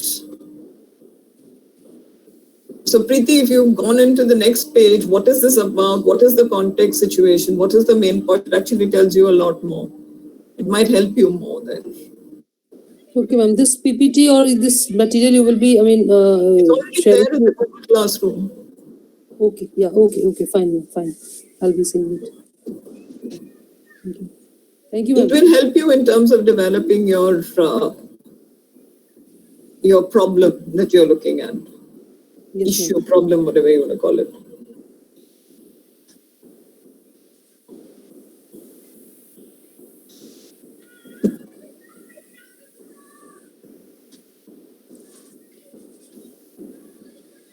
Any other questions? But okay, ma'am, in critical thinking, we are writing both the positive and the negative, Yeah, so? So, like when you said that we have to build one side of argument or something. So I just No, I didn't say that. I don't think I ever said that. You need to look at why is it you're saying what you're saying? On what basis are you saying that? You need to build up enough material to support what you're saying. So, for example, if you're saying that online teaching is problematic for teachers, why is it a problem for teachers? Okay.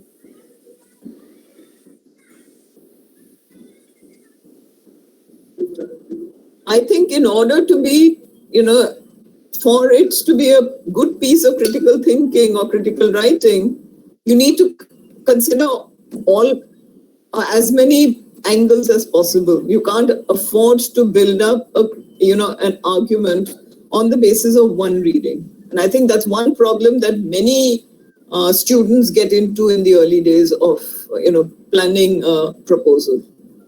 They read something which they feel is gospel truth, and they will go with only that one source of information. They will very rarely look at anything else that could be. So why only that one source? That you can't afford to build up a proposal on one source.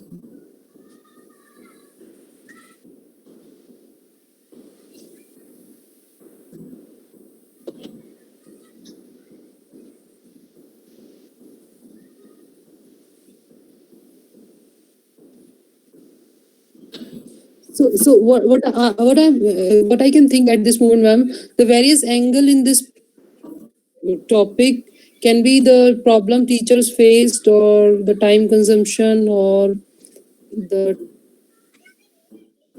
technically they are not much aware of this new thing, or these can be the new angle or angles or something.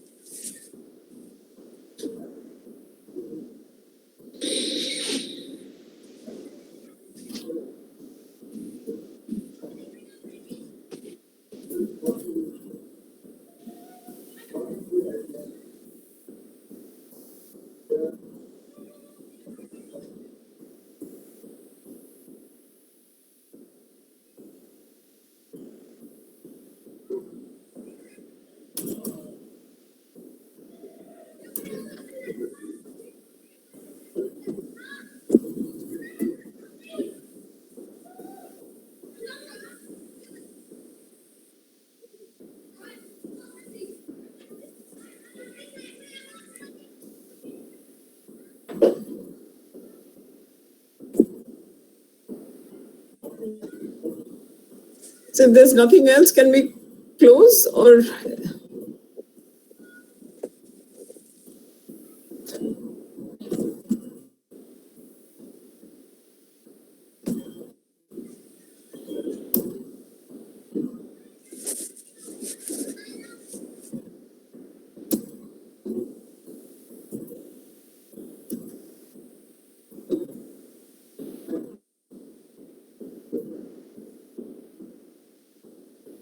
Ma'am, can I come in if nobody else has a question? I mean, this would be particularly to my proposal, so I was wondering whether I should have it at this platform.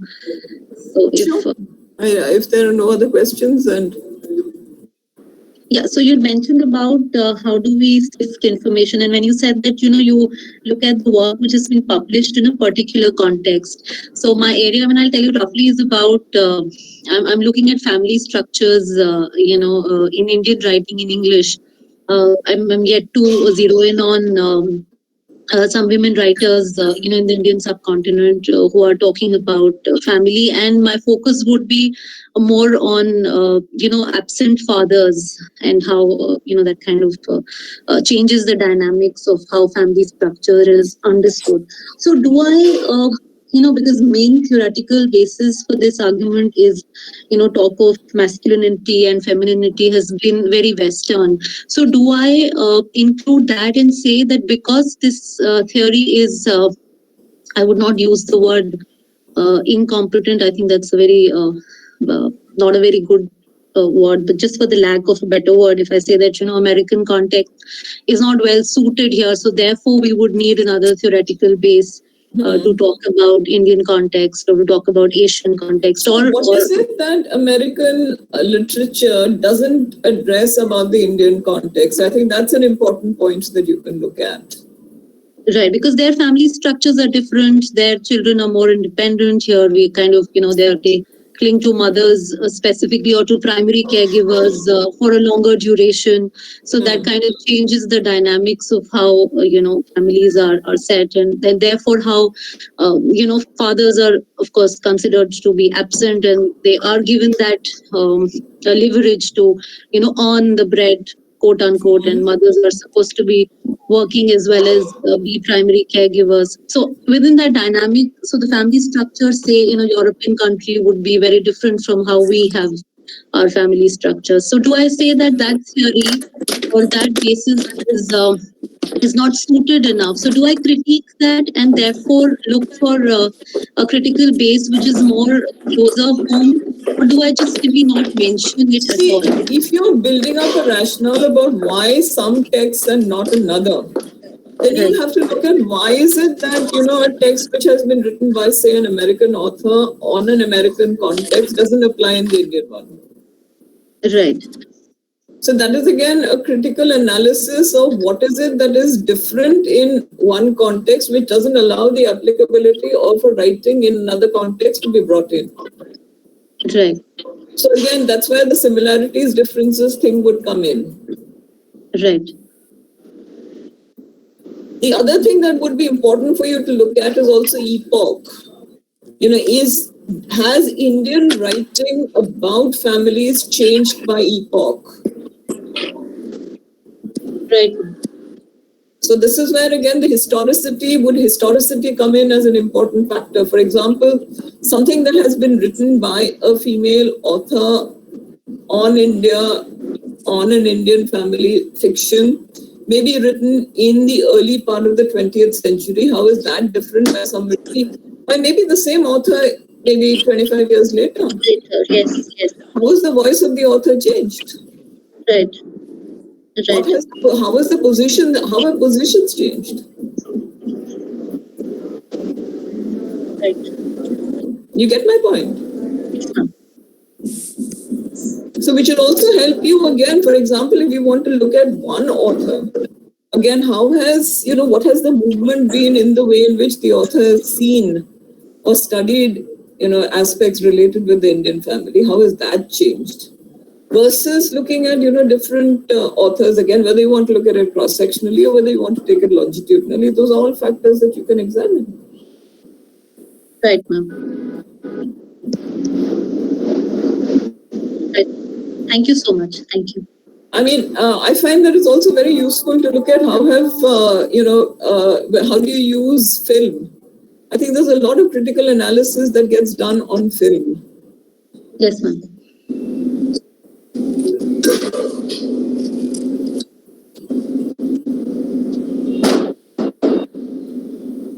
In this situation, in this topic which Priyanka just now was discussing, the urban and rural point of view will also create a difference. Yes, it would. Again, where is the author situated? How does the author situate herself or himself? you're looking at women authors, then again, how does she situate herself? And this is again where historicity would come in as an important factor. Again, is it a translation or is it in what language has the text been written? I think those factors again would come in as useful to look at. Because we are looking at historicity, again, you'll find that language changing.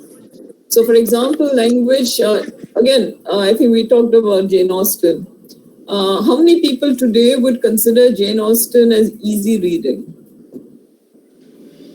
Or is there something that is archaic about the use of language, that makes it, not so easy to read?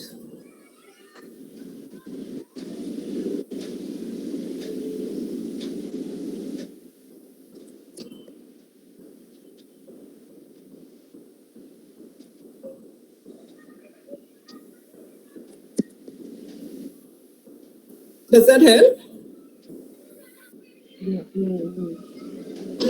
Yes, ma'am. Thank you, ma'am. Thank you.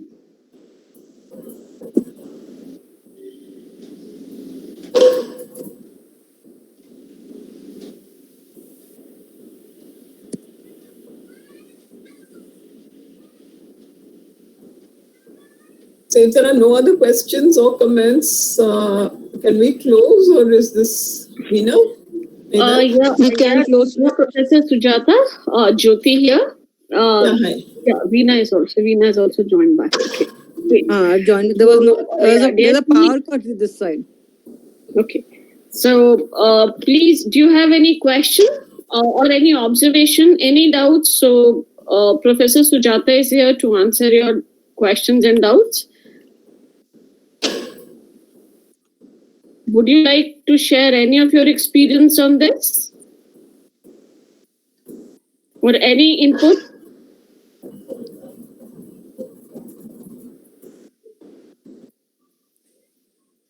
I don't think anybody is clear about who the question is addressed to. I'm sorry. No, it is addressed to all the participants here. So, Yeah, ma'am. We found the session very interesting, and I think the examples, like in this situation of family wala topic mein, whatever you gave, like epoch and the context difference, and the urban and rural point of view, and the timology, we can say. So all that thing, have widened my understanding of critical writing. It helped me to understand it better. I would say that if you try and read critically, if you use some of those questions that I've tried to, I've given you a handout that you can use in terms of trying to read critically. I feel using that would really be helpful for you. Hello. Yes. Hello, ma'am. I am Shikha Srivastav from botany background, actually. So I have some research on my plants, like effect of hormones and some chemicals, some stabilizers on plants. I have to check those on those tissue culture plants. So how will you suggest in this area that critical thinking in writing part? Give some suggestions. Go back to using that model and try and generate from there, right? Okay. So, for example, if you're looking at, so if I start with what is the issue? In fact, it's much easier with the sciences than it is with social sciences when the number of variables become very different. When, the number of social factors coming in becomes much larger. Because especially when you're looking at the pure sciences, the number of intervening variables, intersectionalities as we call it, are much fewer. So the intersectionalities increase as we are looking at the social sciences. So, for example, if you're looking at plants, you're looking at influence of hormones on plants on what aspect? On the root induction, on the healthy root induction and establishment in the fields. So, what happens if you remove the hormone? So they are diminishing from they are endangering from the environment, from the native environments. I haven't understood. Ma'am, the plants are endangered from the. They are the numbers are getting reduced from the environment due to I have to check that the effect of hormones is working or not. There might be some other physiological reasons also. First, I have to understood that. I have read. But what is your primary issue? Is it transplantation of plants from one habitat into another? It is to first to increase the number through healthy root induction. So I still haven't understood what the issue is that you want to try and study. So is it related with the use of plants in different... So if you have plants which are, say, alpine plants or which grow in mountainous areas, do you want to look at how you can move those plants from that mountainous area? Say, suppose you bring plants from Simla and you want to plant them in Delhi. What is it that you would need to do? Is that what you're trying to say? No, ma'am. These plants are endemic. These endemic plants are those plants which are restricted to their native habitats. So you're looking at native plants, okay? Yes. In native habitats, their numbers are reducing. There is some physiological. So why are the numbers reducing? Yes, ma'am. That's I have studied that all the problem, the physiological reasons and all. Then I have reached to a point that there must be some hormonal issue that those hormones are produced by some soil plant-friendly bacteria which are present in the soil. So I wanted to check the effect of those hormones synthetically produced in lab. And then after giving those doses, ingredients, I wanted to establish those plants in their native habitats. Okay. So in this, I'm writing a paper, but I wanted I joined late. I was in college and I was traveling also. I joined at 4 o'clock, so I missed your lecture since start. So I just what I could recall I would say go back to looking at the model of critical thinking, especially the second page. Okay, ma'am. That would really help you in terms of, because it's actually very usable for the sciences. Okay, ma'am. So for example, if you come to the analysis bit, so why this argument? Why is it that you're doing what you're doing? Okay, why not something else? Why is this happening? Okay, ma'am. All of those factors will be helpful in terms of trying to help you get possible solutions and responses and also alternatives. Okay, ma'am. Okay, ma'am. Thank you so much. Any other question?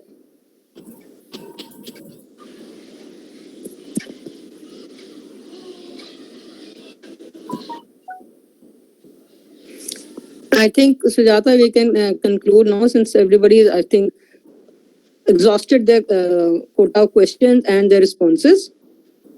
And a lot that you said. Quota of comments and also information. It's a lot that you've shared, a lot that we can all mull over. Thank you, Professor Shriram, for sharing your insights on critical writing.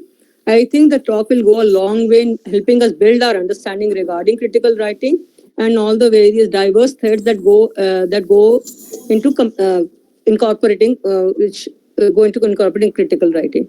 And I think it's going to help us in both our roles as teachers and as well as researchers. Thank you so much. Thank you. I hope I haven't made things more confusing than they already are. It may be confusing, but it's a lot to think about. I think they'll all unravel the confusion and come and see the light afterwards. Because I think what would be important is for you, if you pick up a paper to read, a published paper, and see, is this paper good or is it bad? And what makes it a good paper and what makes it a bad paper? And write down the pros and cons for it. Yeah, that'll help. And again, the thing is that if it's a good paper, do I want to include it in my work?